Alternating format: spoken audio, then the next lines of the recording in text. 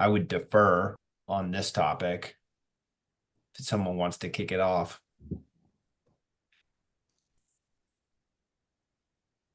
I guess I would just maybe open the floor to, I have a general question about kind of how often people, I mean, is it every single annual review meeting that you're putting meeting minutes together? Um, we're an RPAG member. They have a little template that you can use to produce like a little one pager with notes on a nice little kind of, I guess, template basically. But I mean, generally this comes up when if it's an audited plan, and common question during an audit would be provide your minutes for 2023 meetings. And so we can just pull down a little report and plug in some notes from the meeting about the fund reviews, about, any operational issues that came up. But, I'd be lying if I said I do it for every single client after every meeting. It's more on a request basis, but I'm wondering if that's not what people do and people do it every time. So Pat, do you do a lot of your meetings like virtually on like Zoom, Teams, stuff like that?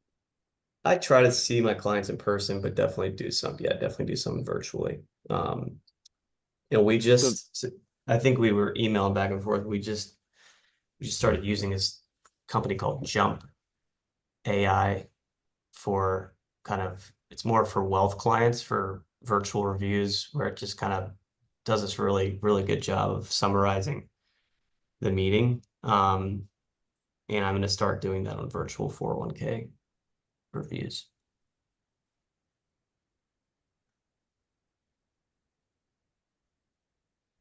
We typically do the meeting minutes mostly just with the clients that are audited. That's typically one of the questions, as you referenced, is like when you're filling out the 5,500 and the accountant's asking for what were the meeting minutes, what was discussed, and all of that stuff. But to your point, Pat, I mean, it's not crazy hard to do it for our smaller plans. So like our newer, smaller plans, we've started to do it for them too. But kind of just continuing with the cadence, whether you started or not, just continuing on with that.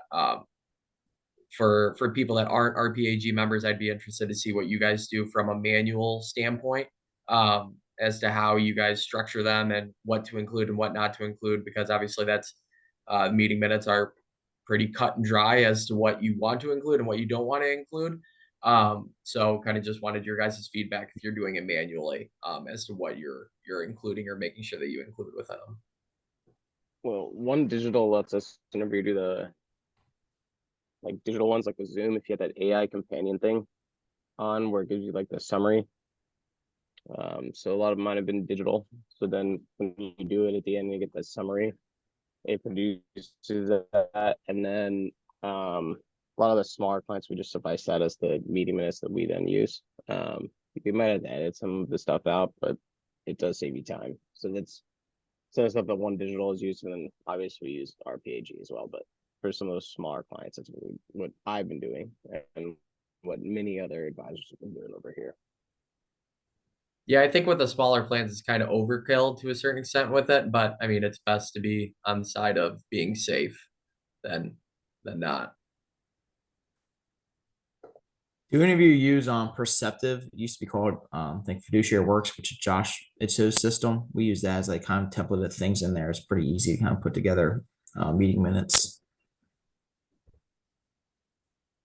I looked at it when it was called Fiduciary Works, but didn't end up using it. Do you use that a lot? Are y'all happy with it? Yeah, we love it. It's been great. It's been a lot of new enhancements to it. New name stocks, but other than that.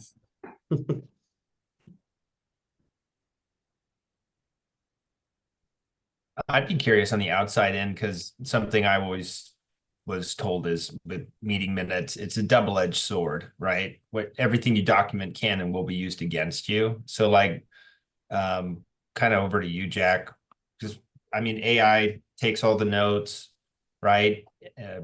Super helpful, but at the same time, like, does the workload of redlining it or editing it after the fact, has that been difficult, or am I overblowing it? No, I mean it's been pretty easy. It usually summarizes it in a few paragraphs, and then you just delete what you don't need, and the parts you need.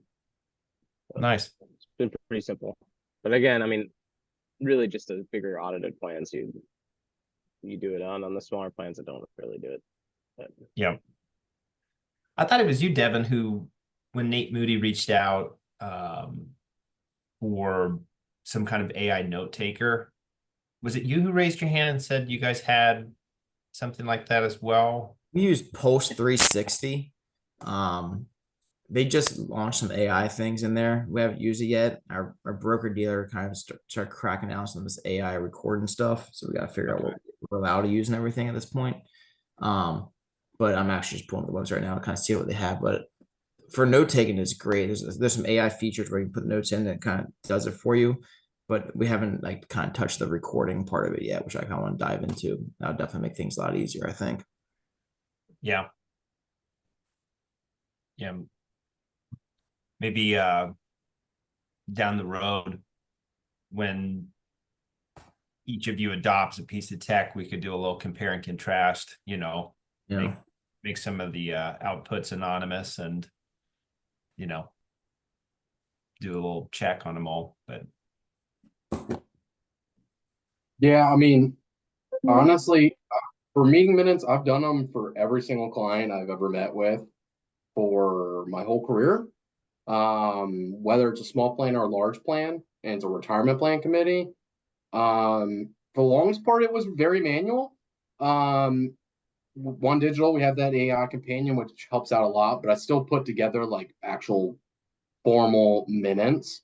And honestly, I categorize it just like your agenda, right? Your agenda is what you're talking about. You literally do the meeting minutes just like that, a summary of what you talked about and any kind of action needed. So if there's an investment change, you mention it in there. But I mean, it's just something I've always been used to. So it's not something I really think about the size of the plan. I think it's just, it takes 20, 30 minutes follow up with the meeting. And for the client, it's very consistent because you get them through this process of sending them the meeting minutes. Then the next meeting, I open it with reviewing those meeting minutes with them. So it's just this consistent process I've been trained to do.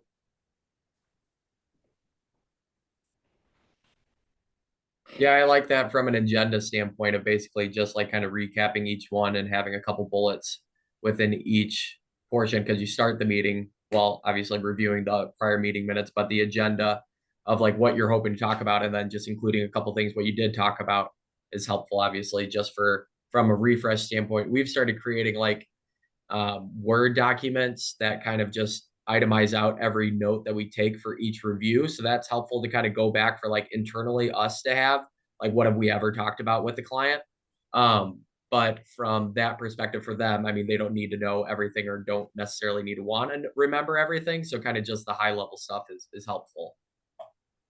So you guys saying, are you guys approving the minutes at the beginning of the following committee meetings? Every time.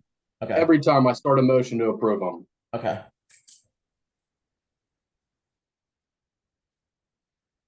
And then document that in that next meeting minute. So like Yeah. it's an agenda item. The board or the committee unanimously approve those minutes.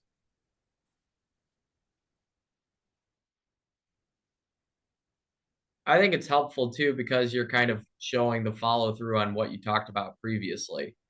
So you're kind of just reiterating without telling them this is the work that you've done with them outside of the review, but showing them like this is like actually what you're doing outside of the review.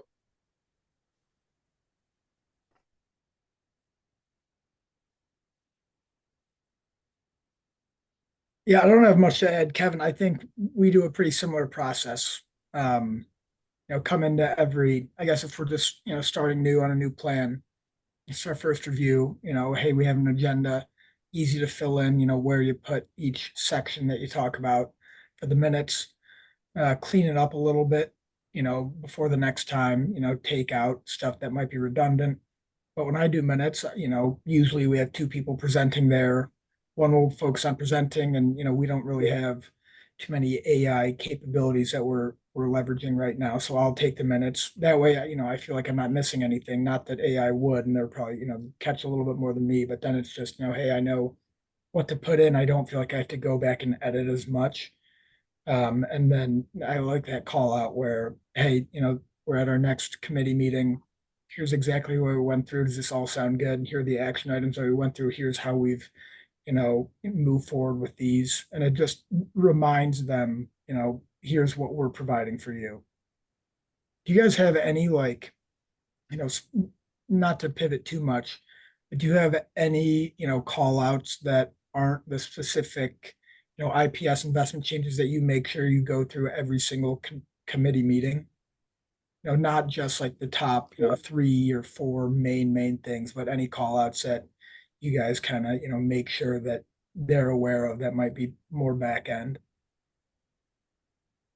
I did some stuff with Secure 2.0 and just kind of upcoming changes. I just feel like plans aren't ready for that and don't understand it. And the record keepers or TPAs are like forcing amendments down their throats and they don't know what they are. And so I did something there.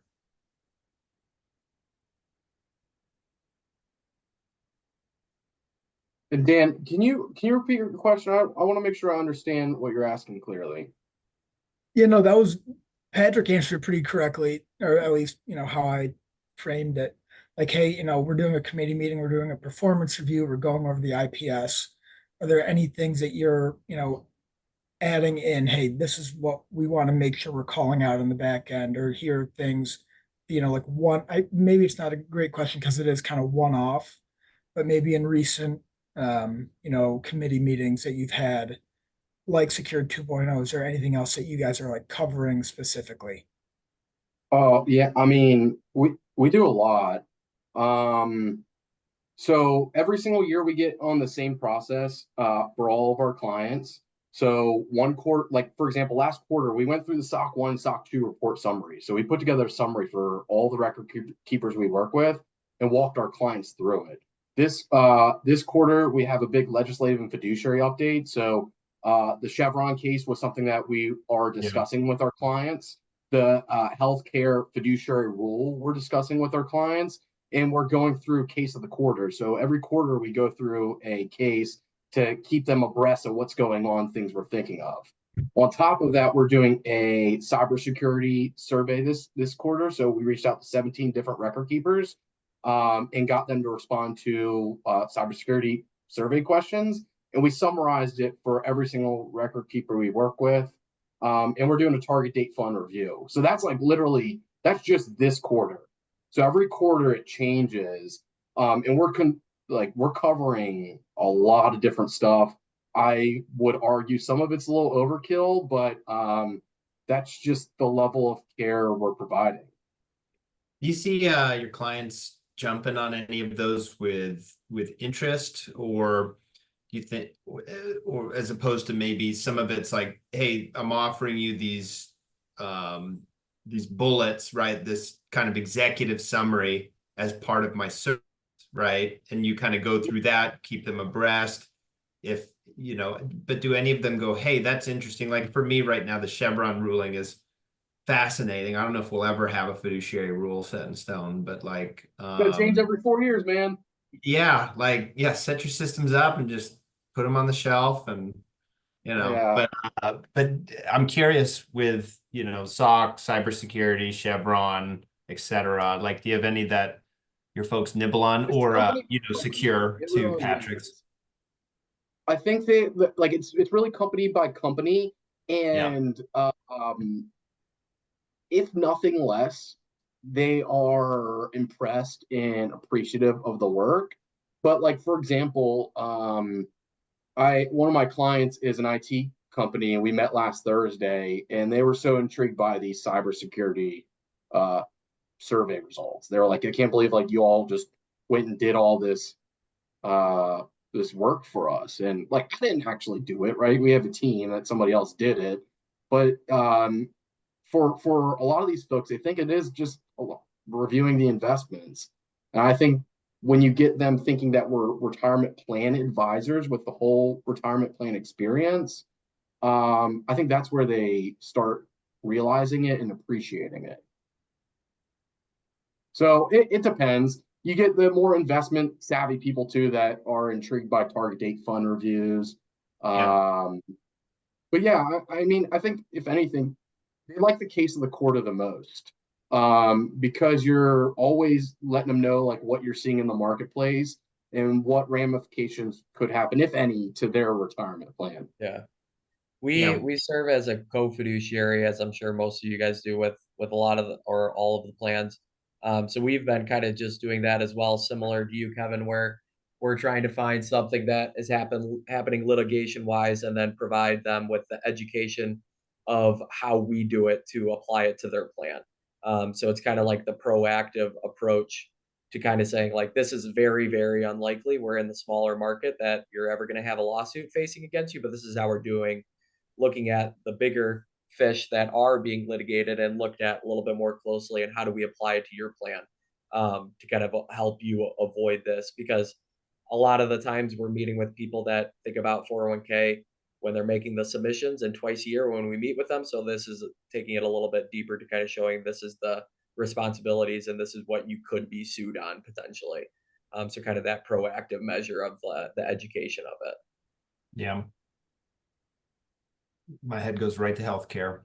Did anyone else read that Johnson Johnson lawsuit that I brought up last month? It is so compelling, but the quick story is definitely read it. Some lady with MS was making 50 grand a year, something like that, at a little company called Johnson, and she was spending 10 grand on medicine. Goes to the marketplace because it's just 20% of her income, finds out she could buy the same pills or whatever for like $50. It was 10 grand through her insurance. Huge lawsuit. That she'll win. And, to Kevin's point, this is very fortuitous for us because it's under ERISA, 408(b)(2, that fiduciary duty of transparency. So it's a very natural avenue, but kind of that's where my head goes after your comment, Sam. It's under our purview. But I encourage anyone who hasn't read the Johnson Johnson lawsuit, take a look. It's also in our notes. Dan, we'll make sure that we send a little recap email with like all the history and stuff if you want to sniff around on that stuff. Yeah. So should we talk about meeting minutes for another 40 minutes, or should we? I think kind of what stemmed from this conversation, I forget who joined last week, but they were basically kind of just saying that they only play in like the larger market. So kind of Yeah. going through meetings as to like how they structure those and how do they keep them engaged for an extended period of time. That's kind of what my brain went to when I saw the topic, but I don't think, I forget the guy who got added. I forget who Yeah, he got was added like one Sageview. time. He was Sageview, and he dealt like 50 million and up, and I think we can get the name and maybe we can bring it up when he's on a call, and get that perspective specifically, Yeah, because I mean, like we're primarily in the 5 to 10 space. We've got clients that are north of 20, but how do we keep those clients engaged for 10, 15 years if we're going through essentially the same stuff? So that's kind of where my head was at with it, of just seeing what you guys are doing, if we could add anything to our presentations or our reviews to be more engaging, to make sure that we're not just being asleep at the wheel, just taking the client for advantage, obviously. Yeah. Maybe when we do that, like pick his brain, when I finally remember his name. I'm sorry if you're reading the notes, anonymous man. But Devin, do you think that Josh would be cool if we showed like one of his checklists too, at that time? Or Yeah, I think it'd be great to have him on here and talk a little bit too. I think he would Yeah. love to do that. Josh is great. I mean, do you want to talk about his background? Because he was advisory for a long time for I creating the think he- processes. he started Greenspring, I guess, early mid 2000s, and grew to about a $7 billion firm, mostly in the retirement plan space, and sold out about, I guess, probably about 6, 7 years ago. Mhm. and he just great story and kind of just dove all in. He was a private wealth advisor, I think at Merrill, and came to this, found some opportunities in the retirement plan space, and he's just a wealth of knowledge. He's been doing some consulting for us to help us build our practice. He's incredible. He knows his shit. So I think he'll be a great resource to this group. And I think it doesn't hurt that he's really nice and like very like open with his knowledge too. So He loves this industry. He wants to do anything he can to help this industry grow. yeah, I'd agree. Well, maybe we could float him a line and see Yeah, if he'd I'll shoot him be a message. interested. Nice.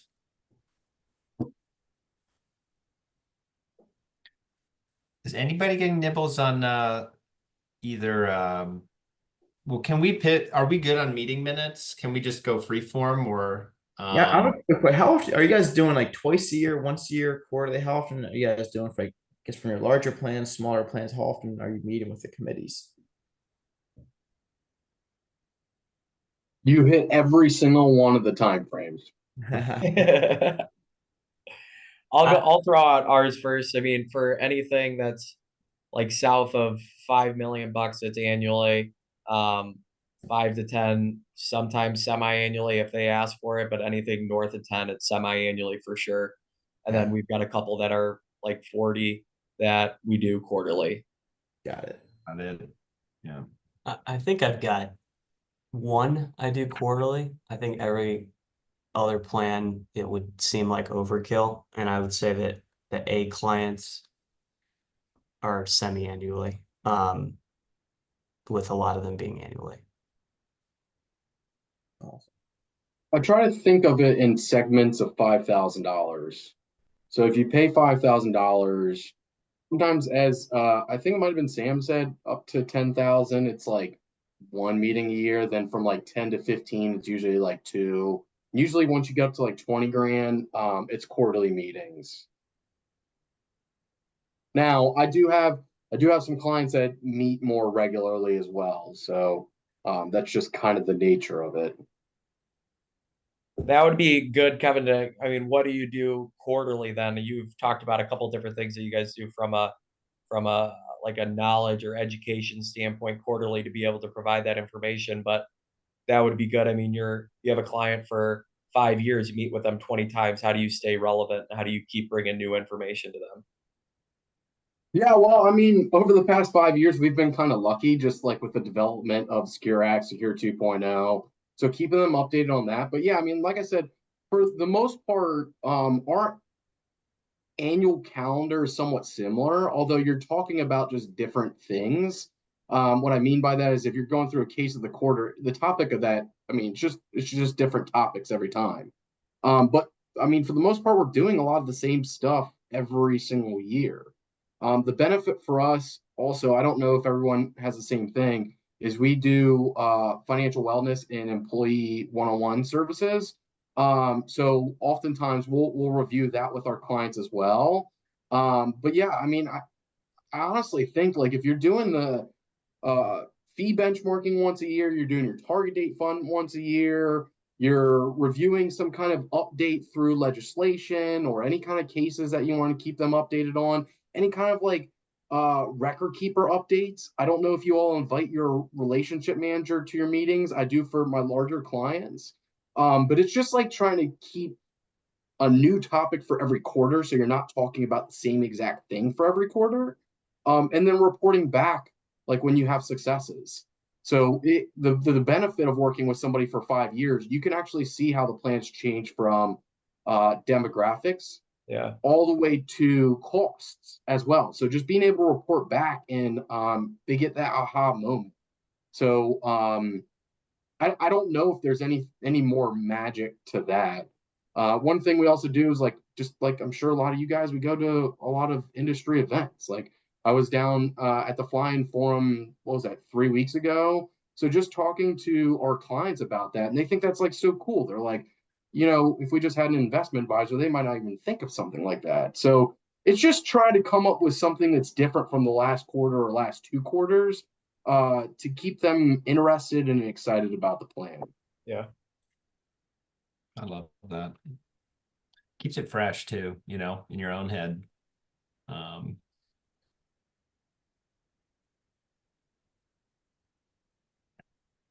Devin, what are you doing from that? Are you doing anything different? I think you were the one who asked the question on like kind of the tiers.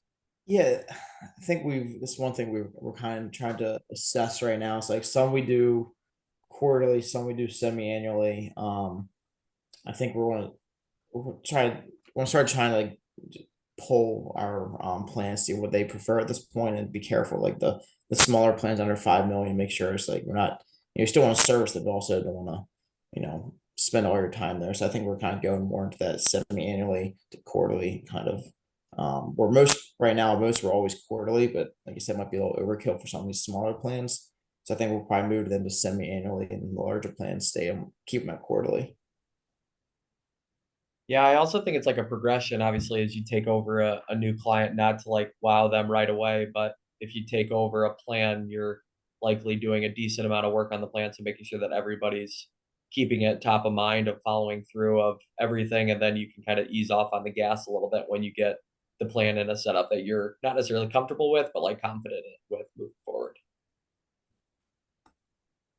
I think that's well said. I think we're taking over a plan that's going to be an A client, and we're going to meet with them a lot, for the first 6 months, moving the plan. So once you settle into a groove, it's going to be a semi-annual type of committee meeting with quarterly emails basically on the funds. But Yeah. past that, I think they're not going to want to see us quarterly once they kind of realize we're doing a good job and that this plan's in better shape than it was before. Yeah, I think the polling's good too, to like kind of talk through if you're not meeting with them more or quarterly, like when do they want to meet and like what works in their schedule best. And then how often they want to meet. That's good. I think that's smart, but obviously being careful of not offering quarterly to a half a $500,000 plan. Yeah. Our whole thesis, and anyone who's been on these meetings enough knows what we do, is closing the coverage gap, small plans. And the thesis is the thing that drives winning that business and closing the coverage gap is the net tax benefit. If I can get in front of you and show you, in a very convenient way, how you're going to save tens of thousands of dollars, therein is, the value, the best deduction you'll ever make, right? Is your own contribution and sponsorship of a 401k. And the thesis is, because we ran into this a lot where people were like, oh, I don't want to take on that much volume, and it's stripped down your service, and they don't want to meet quarterly, like at all, so you do once a year. And if those clients do have that high touch without being a monster client, right, being a pain in the ass, then you can just go a la carte. Like to Kevin's point, I love that, thinking of it in fives, right?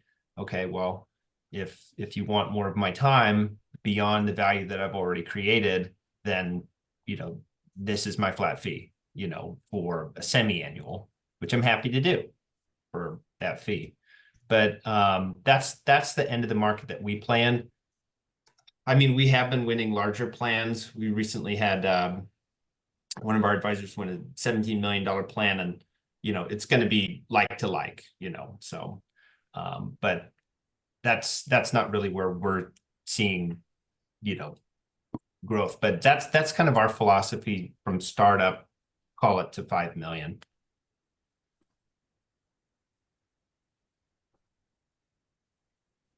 One of the ways that we, keep with smaller clients, 1 to 5 million, or startups to 5 million, after we get them onboarded, we'll do, 2, committee meetings or decision maker meetings a year. So, semi-annually. And then the 2 quarters that we're not doing those, we'll try and go out and do employee education meetings, and then just have that touch point with, the decision makers of the plan, see, hey, we have a meeting in 3 months. Here's what we covered with your employees. Anything that you want to talk about that we can have ready, and we can get that face-to-face interaction when we're on site with them, just so we're ready and, we're keeping the touch points there and we're making sure that they, know what we're doing. But it's also not, quarterly committee meetings that you have to prepare a lot more for than just the employee, education engagement meetings. Welcome to the party, Nate. We've been talking about meeting minutes for about 30 minutes, going strong. I don't know if you want to jump in cold with any thoughts from the Stokes family offices. From LaBelle and Harriman. Yeah, really fair, dude. Oh, that was so So- disrespectful. Right, amateur hour. So Ah, meeting I'd like, meeting yeah, anyway. meeting minutes are the bane of my existence and probably will always be. Obviously, they're like the most important CYA thing, but on the topic of sort of committee meeting agendas, we use like a fiduciary checklist where we sort of organize it by what the Department of Labor has sort of come out and said are best practices with what frequency to review certain things. And then that gives us a good opportunity to kind of map out not only what topics we're going to cover in a given year, but sort of what the future next few years look like of our partnership. So there's certain things we're going to review every meeting, right? Investments, fees, like the low-hanging fruit stuff. And then we have like a every 3 to 5 years section where we're looking at things like if they have managed accounts, we're benchmarking managed accounts. If they have STBAs, we're benchmarking STBAs, QDIA, deep dive, stable value analysis, cybersecurity, all those other kind of gotcha things that people kind of often forget to cover. And then we have like a section on plan leadership where we look at like trends in participant engagement. We look at ESG, we look at student loan assistance programs, like things that are technically not a fiduciary consideration, but plan sponsors like talking about and gets really excited, particularly like the HR and benefits folks. So I don't know if that has absolutely nothing to do with what you guys were all talking about, but that's a way that we've been able to make sure we're covering our bases. Our plan sponsor knows what the future of our relationship looks like and is constantly keeping fresh topics at the forefront of every meeting. You're not scrambling like, what the heck do I talk about this year? So it's not just investments again. No, that touched on a lot of really good points made. I guess I'm curious is with those topics over your book, is it just a blanket or you find it easily scalable to like apply that to every client? We use that with every client and then depending on the frequency with which we're meeting. So for sort of our like small business team, it's once per year. Our kind of middle market, it's once, sometimes twice a year. And then for our kind of large market, it's 4 times a year. We do provide a little bit more custom reporting for our large market where we'll actually have like an explicit meeting matrix at the beginning of the year where we detail exactly every single meeting, what the expected agenda and who's going to kind of cover what from the different service providers. And we'll do more of like what we call a committee dashboard where we'll show like we'll pick out the 6 or 7 most important things and just sort of report on trends year over year. Because often for those larger clients, it's like a subcommittee that reports up to a comp committee or a finance committee, and all they really want is to look good. And so if you can just give them like a nice little 3 or 4 page deliverable that shows trends in participation, deferral rates, participant fees, and like what committee accomplishments, like what basically things we've accomplished as a group that they can just take to their board or their other finance committee, that often they're happy with as like an executive summary. I think it's good to approach it from like a 3 to 5 year span too, because then you're talking with the client, trying to not have it be like it's hopefully not an annual decision, obviously, but like kind of locking them into saying like, if you were ever to get prospected against like based off a certain thing, to be like, hey, we were planning on talking about it this year because that's what the Department of Labor said versus like you should have talked about that previously. Yeah. One of the Right. things we'll do as part of that I think probably earns more goodwill than it represents in risk is under that best practices, we'll put in when was the last time we benchmarked your RFP or what is the last time we did an RFP for your record keeper? But we'll also put advisor RFP and we'll put in when was the last time you took us out to bid, which I know is kind of a Wow. scary proposition. And for some of our plans, they pay it directly. And so it's not as much of a risk, but we'll actually put that right in there and we'll sort of put in the minutes that we recommend doing an RFP, which of all the times we've recommended an RFP and they've actually taken us up on it, we have not been fired because of it. So I don't think it's as much of a risk as you think. And I think you can earn a lot of really goodwill because it is truly in their best interest to do it Yeah. if you're being paid out of plan assets. And that's coming. That's ahead of the curve, but like that's what I mean. There's a number of entities where that's getting fired up, regardless of advisor pushback. You're not doing the RFP though. Do you refer them to a third party or do you just send them to the marketplace? We'll send them a template if they want one. No, we're not conducting ourselves. That'd be tough to justify. But then there is We're the best. Anyway. There are a couple of third-party providers. One in particular, and Bill, you might be familiar with them. It's sort of a father-son duo. Nate Foster and what's the dad's name? Bob Foster. But they'll provide independent advisor RFP services, and I would say they do it in a very objective manner, but they also recognize the value of the existing advisor.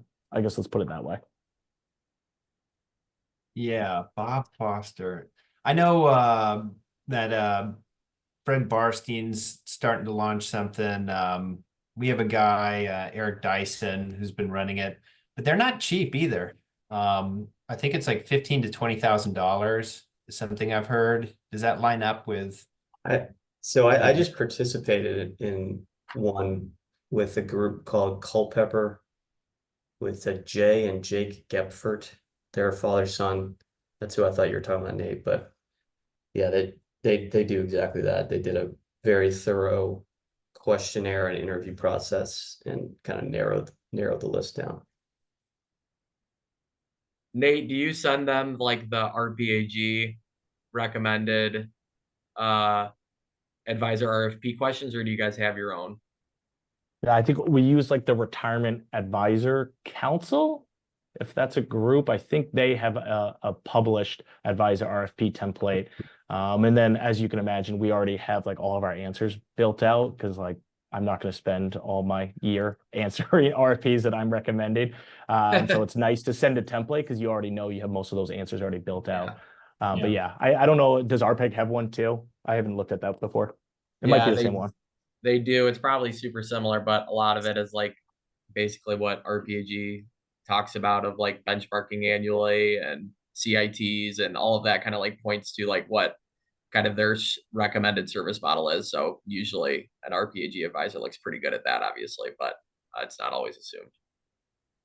Well, is there, because record keeping DOL 3 to 5 years, is there like a best practice for advisor RFPs? And like, is there a regulatory agent? Like, I'm not really too tuned into it. I've just heard it come up more and more.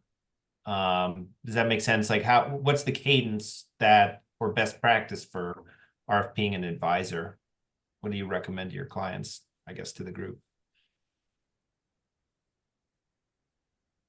As I understand it, it's typically any service provider being paid by plan assets should be benchmarked periodically, which the DOL has more or less issued guidance that it's around every 3 to 5 years.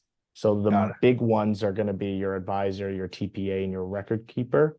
But then some of the other ones that I think sometimes people take their eyes off of are things like your managed account provider, your SDBA, which there's only like 3 ones really around, so that one's pretty easy. But technically, even things like your auto IRA provider is a fiduciary decision. So there are a couple of things that are sort of in there. Now, I don't see the DOL ever suing somebody because they used Millennium Trust instead of Empower for their IRA provider. But I think it's every 3 to 5 years, generally speaking. Very interesting.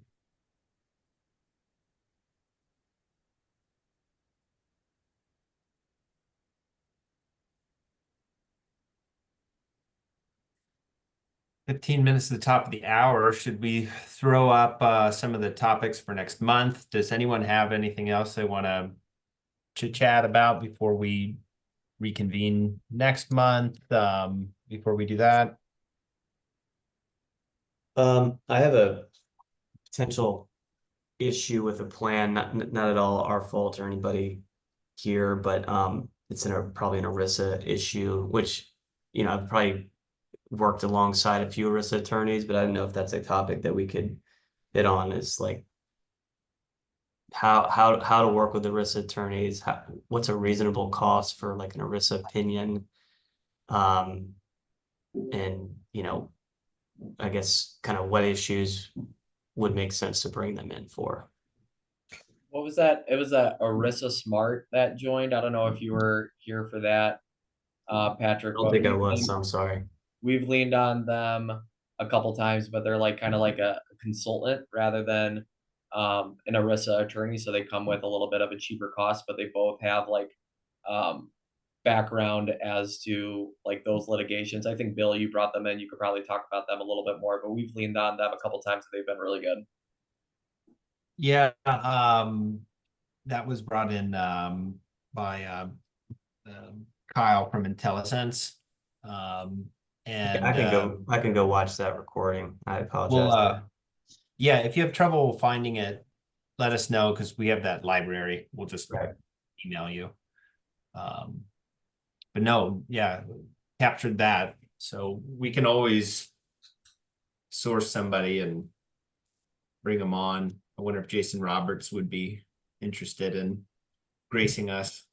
That guy is sharp.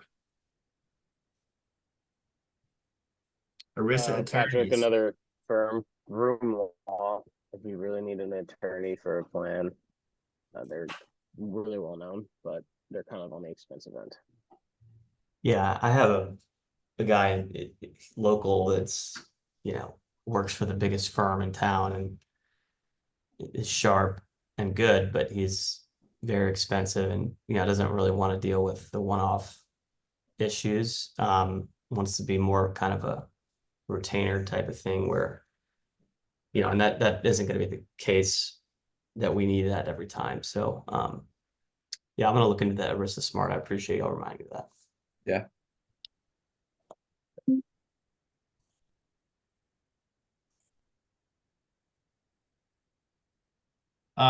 This might be helpful. We partnered briefly and still have a great relationship with IBDC, Independent Broker Dealer Consortium, and RAA Consortium. They had an ERISA help desk that we sponsored for our members. But that's going to be far less prohibitive than a lawyer on retainer.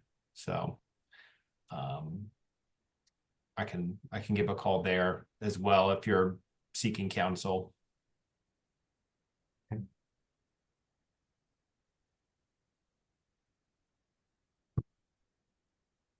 Can we share the screen, Tyler, with the topics from definitely. the voting?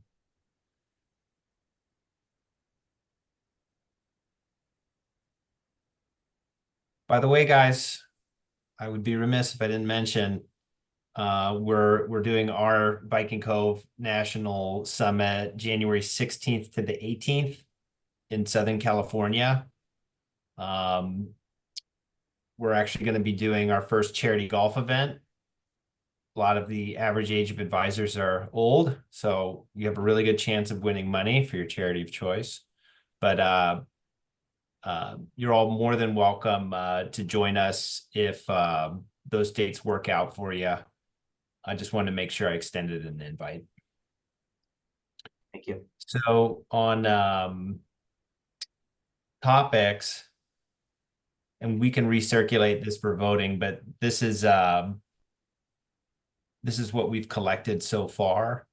So anything we want to add for next month, we can do that. If not, we'll recirculate this after adding ERISA, lawyer, counsel, etc.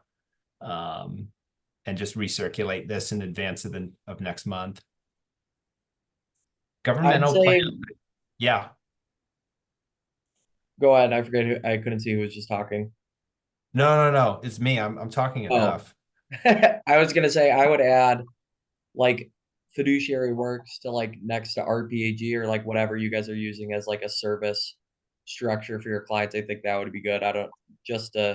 We've been with RPAG for a decade plus, and I don't think we would think about switching, but just kind of what's out there Yeah, would be beneficial. it's like RPAG and everyone else, Yeah. Who's going to the conference?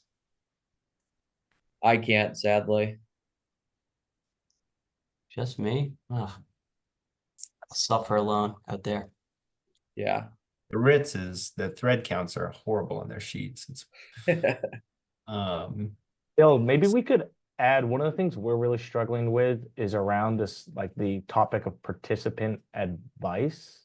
We've historically always sort of been pretty white glove in that arena, but with the DOL fiduciary rule, it's the liability just continues to increase around rollovers and investment advice at the participant level. And we're struggling to find a solution that's both scalable, but doesn't put undue burden onto the participants themselves, i.e. advisor managed accounts, nor does it compromise our position as fiduciary to the plan. So I would love to hear what other people are doing in the realm of participant advice, particularly those firms that have a wealth management arm that view participant advice as an opportunity to potentially generate opportunities for that side of the house or build relationships for that side of the house. Bill hated that idea so much he shut off his camera and left. I captured that. I'll put it on there. Thank you, Tyler. That's why you're here. Not just a pretty face.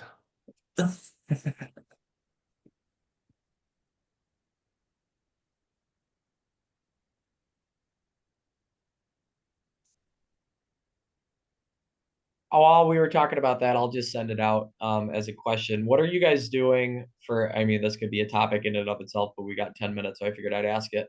But like how to quantify or how to get compensation for employees that are like 55, like we've got it multiple times where like you've got a 55-year-old with 750 grand and you're trying to create a relationship for them to be a client in 10 years, but like how do you continue investing in that over the next decade, obviously? So are you guys charging like a consultation fee of $1,000 or something like that, or what are you guys doing from that perspective?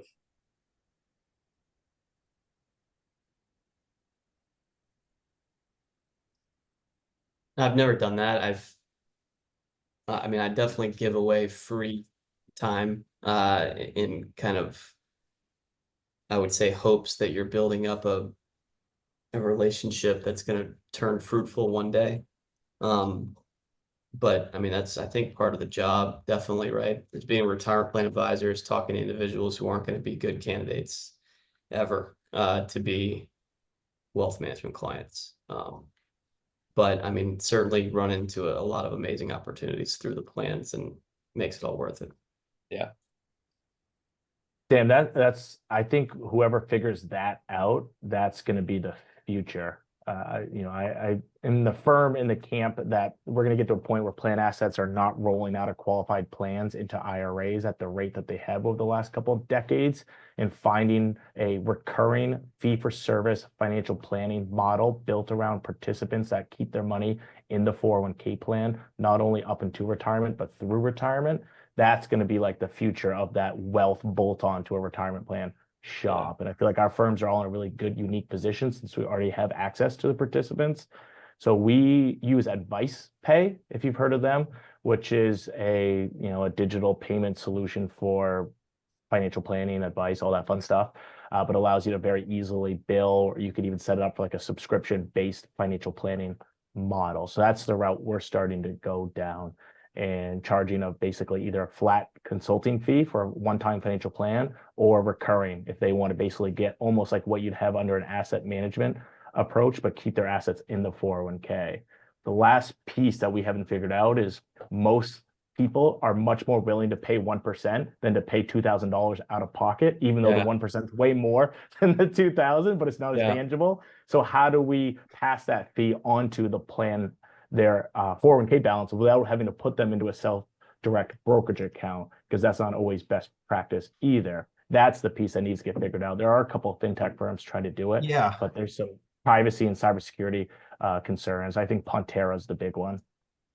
I was just about to ask that. So it's a one-time, like out of their bank account fee or reoccurring out of their bank account rather than the balance. Exactly. Yeah. And you can make a compelling case. I mean, you can show here's what you'd be paying as 1% versus this, but it's still, I mean, it's just human nature, right? People view those expenses differently because one's more tangible than the other, even though one's less. So Ponterra, I mean, gives you the investment management capability, basically, of the 401k account, but you can't draw fees out. And so the only way it really works is if you can, I've looked at it and like I've got a client who's say got $1 million 401k balance in a T. Rowe Price plan that I'll never get, right? So we have a joint brokerage account that we manage for him and his wife that we could, in theory, manage the T. Rowe Price 401k, pull fees from the joint brokerage account, and for our investment management services on his 401k. Like, and that's how I think people are doing that. It has to work like that, right? So if they're not a client already or don't have substantial assets outside of their retirement plans, it kind of doesn't work.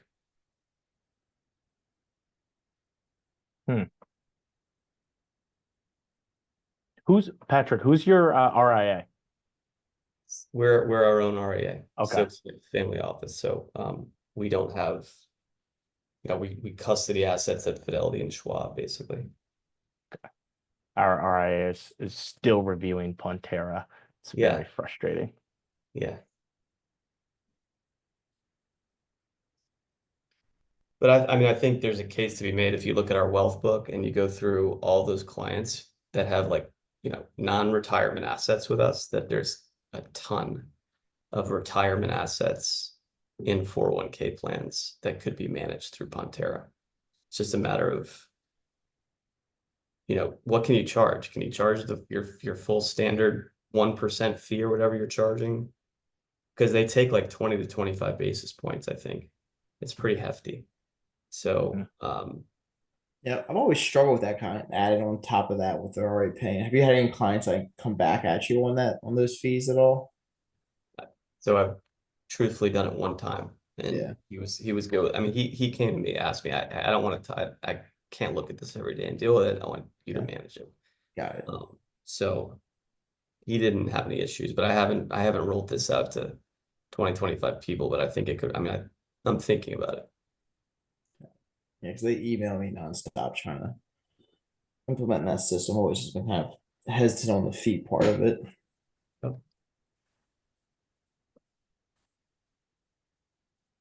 One of the challenges we've always had too is sort of how aggressive do you want to be using your role as the retirement plan advisor to generate individual opportunities.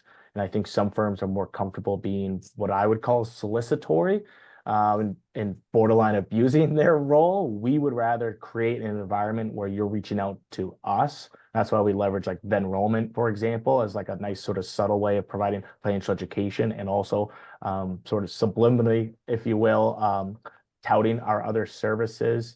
But that's a conversation that I would love to sort of tease out too, is kind of how active of a role do you play? How much? Because the reality is the margins are significantly better on the personal side than the qualified plan side, right? And probably will continue to be for some time. And so that balancing act of doing what's right by the client while also, trying to earn a couple shekels. So are you using like the email feature inside of enrollment to kind of directly message like the HR team, or how are you using the enrollment there? Yeah, so we're still relatively new. We rolled it out at the beginning of this year to I think like 60 plans as like a sort of a beta test. And we are using that recurring email feature. And we're basically asking the HR people to tell us how often we want, because I think it's anywhere from like monthly to annual, and most are like quarterly is more than enough. But yeah, so using that, but I think you hit the nail on the head, Devin, which is the challenge with any of these programs is getting anybody to use it, right? And so part of it, we use it just from a defensive standpoint. If we're going against like a Sage View, for example, not that happens very often, we can say that we provide financial wellness, even though it's, how much bang are you getting for that buck? Probably not a ton. But we view it more as an opportunity to create some relationships at the individual level, and in hopes that they'll reach out to us to maintain that relationship after they retire. Bill, I think you're on mute. Thanks for looking out. No, I think it's totally appropriate to say wellness. We've been working with Financial Finesse for almost 10 years now. And one of the things that comes up the most is like, what is the definition of financial wellness? So I just want to push back. I think it's perfectly appropriate to where if you have any resources that have, content that someone can reach out to and use, that is financial wellness. And then I think the penultimate, the most beneficial thing is like, okay, I get a one-on-one with Nate or some advisor. So, it's kind of like that 316 light conversation. Oh, is it wellness? Is it wellness light? It's a great piece of bait to put on the hook, not to sound pejorative, but like to say, hey, I have resources, I have this goodwill, and if you really want to have a conversation, here I am, and like have that pathway. So I think it's a really good flow and much more cost effective than, blowing it out. We have found through a lot of pain that the people who pay the biggest checks for wellness and like a full CFP team planning, it's Fortune 1000 or like very high touch companies. We're past the hour. How are you guys doing?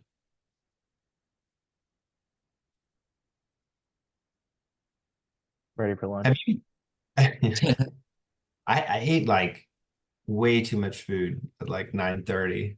I'm like all out of sorts. But have you met Josh Itzo, Nate? We're talking about bringing him on. He worked a lot with Devin. I actually jumped on his podcast once.